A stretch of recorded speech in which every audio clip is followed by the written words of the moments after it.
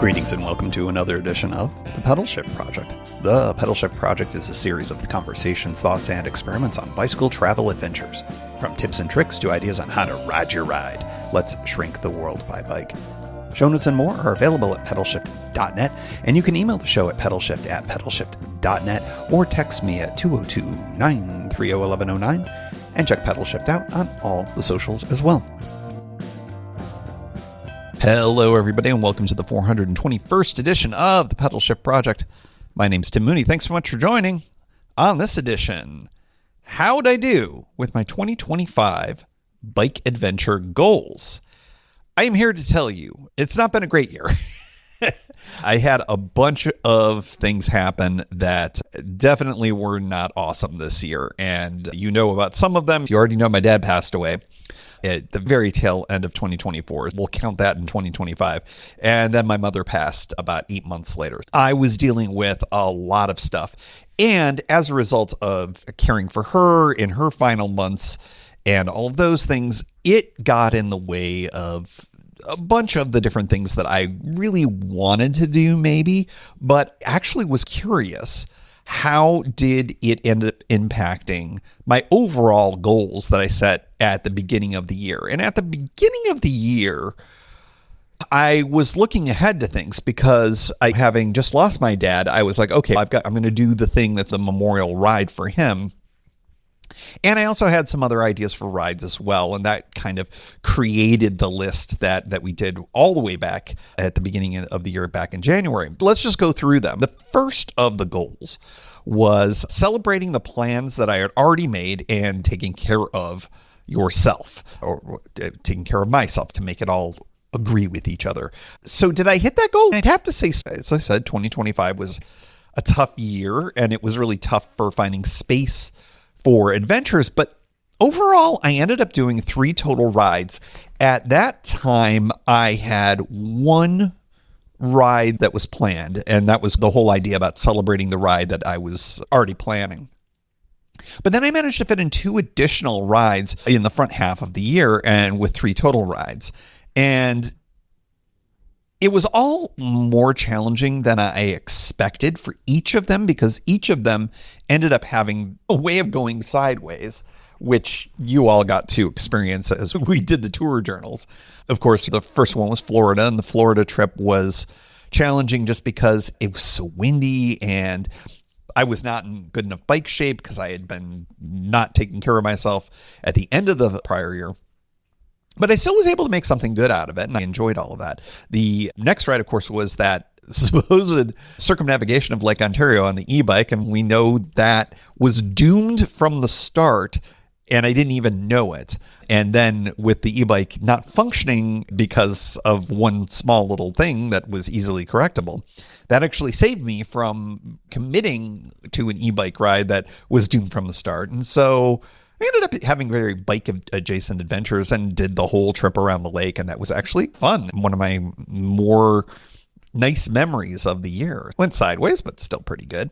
Then, of course, there was the mysterious Oregon trip, which was just a blast. But as you well know, James's bike was just blowing up in all sorts of different ways. And, of course, you end up having to change your plans on the fly, but it still ended up being really fun. So I'm going to have to check this box off. I took care of myself. I pivoted when the challenges hit. And overall, yeah, we're going to check that one off. I think that was a success. The next one was a big e-bike trip, maybe 2, taking the bike on a ride only the e-bike can do.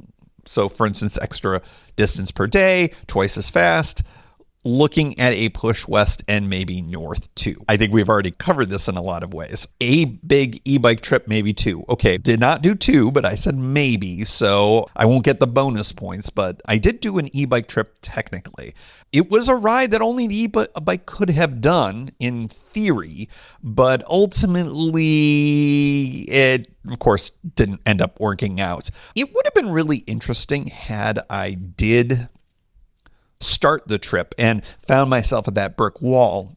I think what I would have found was the e-bike would have been nice to have in the sense of turning around would have been really demoralizing, I think, if that's what had ended up happening. If I got to Oswego and then realized, oh no, this is not happening, maybe the e-bike would have been really handy in there, and it was something that the e-bike could only have done to get me all the way back. But ultimately, I'm going to say points for trying. And here are some thoughts on the e-bike, or my current e-bike. I think it's fun, and I will use it for sure, but I am actually really reconsidering this build. I think I've talked about this on the pod, but I think that it is not as comfortable of a ride as I thought it was going to be. And so I did get a new saddle. I'm going to try that out. I do think that there is a possibility that I could reconfigure it and get it into a bike shop maybe and get some help in getting the ride to be even more upright. I think that might be a possibility, but I am reconsidering maybe just pulling the motor off of this particular bike and trying something different. I don't know how that would look. I don't know what that would feel like, but it's something that I'm considering in 2026. And how this is going to happen, I have no idea, because I have a bunch of things that are on my mind for 2026. And all will be revealed down the line. But the e-bike is definitely something that I think will be really useful for me in 2026. And I'll just leave it at that because there's much more to come on all of that. So the big e-bike trip, technically, I mean, can I give that a check mark? I'm going to give myself partial credit. I can't give myself full credit. I'll give myself partial credit because I did not, in fact, do an e-bike trip. I really was in a car and had my e-bike with me. So we'll just do that. Next one up, something international. You non-US folks, as I said for this episode, have been very patient with this America-centric pod. We'll see if we can get wheels down someplace. I need a passport. Check. Hello, Canada. I did do riding in Canada, as you're all aware of. And so, yeah, I'll check the box off for the e-bike trip because I did end up in Canada. I was riding in Canada, and I had a really excellent time there. I really look forward to getting back. One thing that I will also mention is I did some off-pod adventures as well.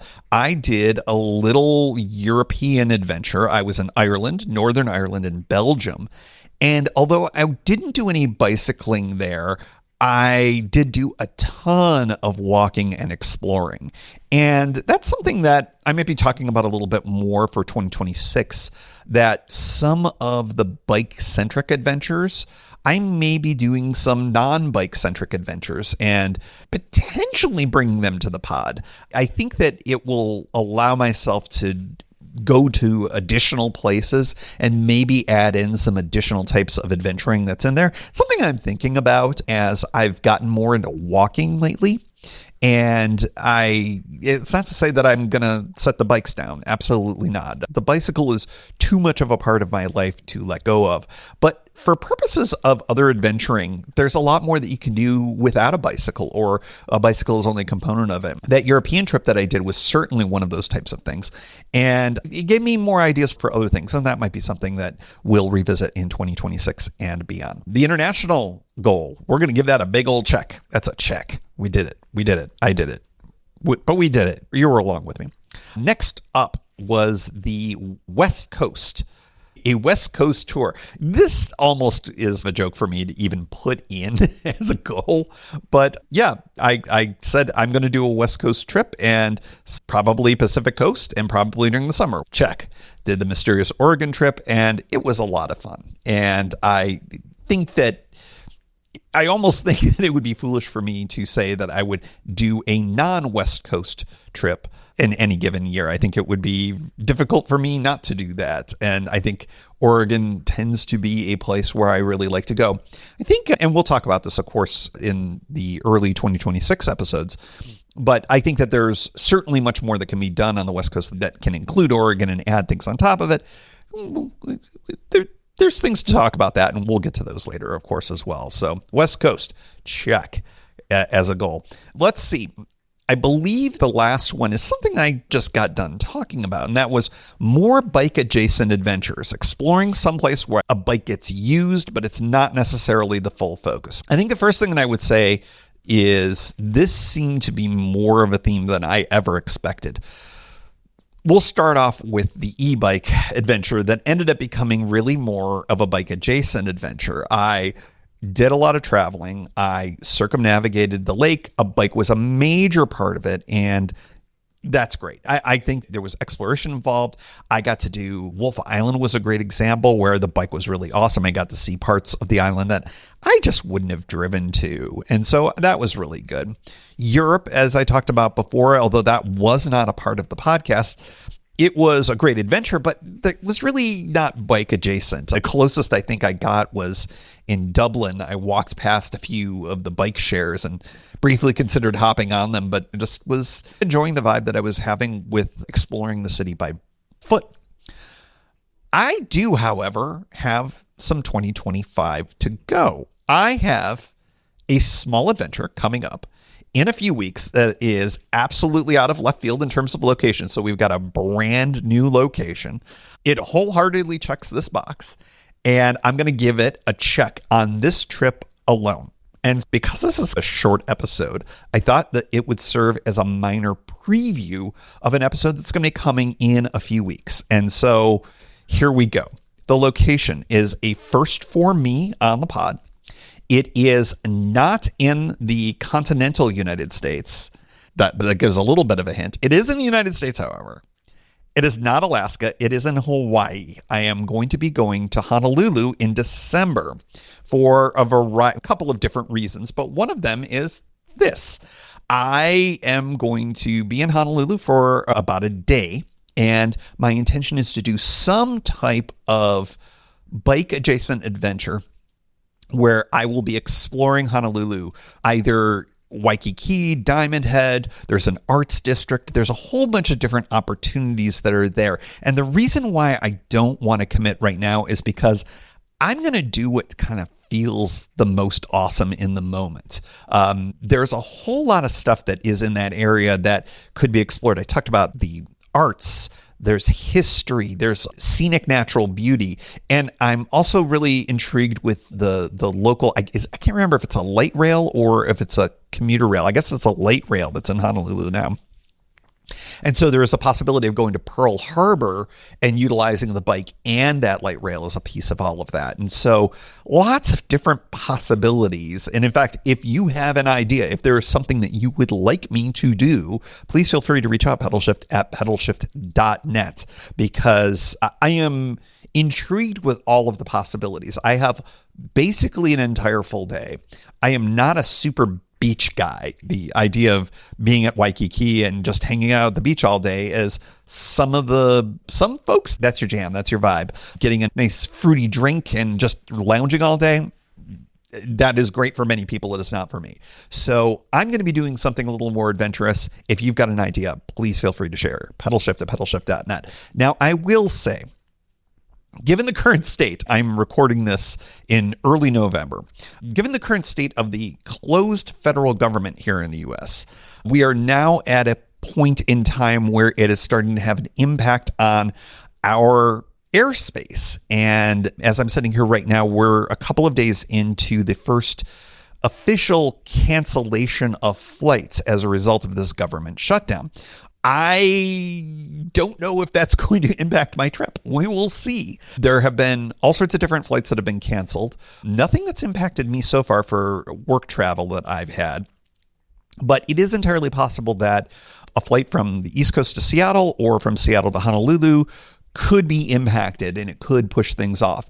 And so as a result, you just never know how much time I'm going to have. I should have a full day if everything goes by the book. I'll get in at roughly dinner time. I'll be able to have a good night's sleep. And then I have not just an entire day, but literally the whole day. I will wake up and my flight does not leave until, at least it's not scheduled to leave, until just before midnight.